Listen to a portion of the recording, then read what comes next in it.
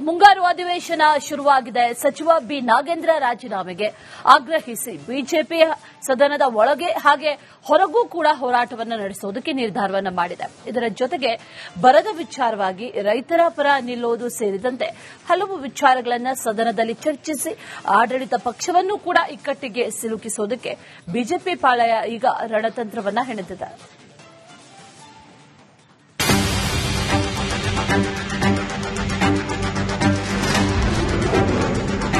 ನಾಗೇಂದ್ರಗೆ ಸಚಿವ ಸ್ಥಾನ ಕೊಟ್ಟಿದ್ದಕ್ಕೆ ಬಿಜೆಪಿ ಕೆಂಡ.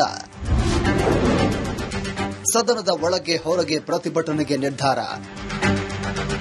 ಸಿದ್ದರಾಮಯ್ಯನವರು ಸಿಎಂ ಆಗಿದ್ದಾಗ ಪರಿಶಿಷ್ಟ ಪಂಗಡ ಅಭಿವೃದ್ಧಿ ಸಚಿವರಾಗಿದ್ದ ಬಿ ನಾಗೇಂದ್ರ ವಾಲ್ಮೀಕಿ ನಿಗಮದ 187 ಕೋಟಿ ಹಣವನ್ನು ದುರುಪಯೋಗ ಮಾಡಿಕೊಂಡಿದ್ದಾರೆ ಅಂತ ಆರೋಪ ಕೇಳಿಬಂದಿತ್ತು. ಸದನದಲ್ಲಿ ಸಿಎಂ ಆಗಿದ್ದ ಸಿದ್ದರಾಮಯ್ಯ ಅವರು 187 ಕೋಟಿ ಅಲ್ಲ, ಬರೀ 87 ಕೋಟಿ ಅಂತ ಸದನದಲ್ಲಿ ಒಪ್ಪಿಕೊಂಡಿದ್ರು. ಪ್ರಕರಣದಲ್ಲಿ ಅಧಿಕಾರಿ ಚಂದ್ರಶೇಖರ್ ಅನ್ನೂರು ಆತ್ಮಹತ್ಯೆ ಮಾಡಿಕೊಂಡಿದ್ರು. ಬಳಿಕ ಪೊಲೀಸರು ಪ್ರಕರಣ ಭೇದಿಸಿದಾಗ ಹಣ ತೆಲಂಗಾಣ ರಾಜ್ಯಕ್ಕೆ ವರ್ಗಾವಣೆ ಆಗಿರುವುದು ದೃಢವಾಗಿತ್ತು. ಇದರಿಂದ ಸಚಿವ ಸ್ಥಾನಕ್ಕೆ ನಾಗೇಂದ್ರ ರಾಜೀನಾಮೆ ಕೊಡುವುದಷ್ಟೇ ಅಲ್ಲದೆ ಜೈಲಿಗೂ ಕೂಡ ಹೋಗಬೇಕಾಯಿತು.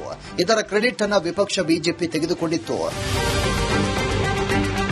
ಆದ್ರೀಗ ಬಿ ನಾಗೇಂದ್ರಗೆ ಮತ್ತೆ ಸಚಿವ ಸ್ಥಾನ ಅವಕಾಶ ನೀಡಿದ್ದಕ್ಕೆ ವಿಪಕ್ಷ ಬಿಜೆಪಿ ಕೆಂಡ ಮಂಡಲವಾಗಿದೆ. ಯಾವುದೇ ಕಾರಣಕ್ಕೂ ಸಚಿವರಾಗಿ ನಾಗೇಂದ್ರ ಆ ಸ್ಥಾನದಲ್ಲಿ ಕೂರಬಾರದು, ರಾಜೀನಾಮೆ ಪಡೆಯದಿದ್ರೆ ಅಧಿವೇಶನ ನಡೆಸಲು ಬಿಡಲ್ಲ ಅಂತ ಪಟ್ಟು ಹಿಡಿದಿವೆ.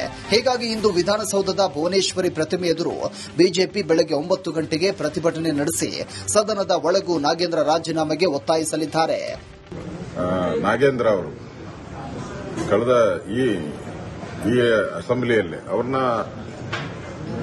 187 ಕೋಟಿ ಹಣ ಲೂಟಿ ಹೊಡೆದಿದ್ದಾರೆ ಅಂತೇಳಿ, ಸರ್ಕಾರದ ಹಣ ಲೂಟಿ ಹೊಡೆದಿದ್ದಾರೆ ಅಂತೇಳಿ ಅವ್ರನ್ನ ವಜಾ ಮಾಡಲಾಯಿತು.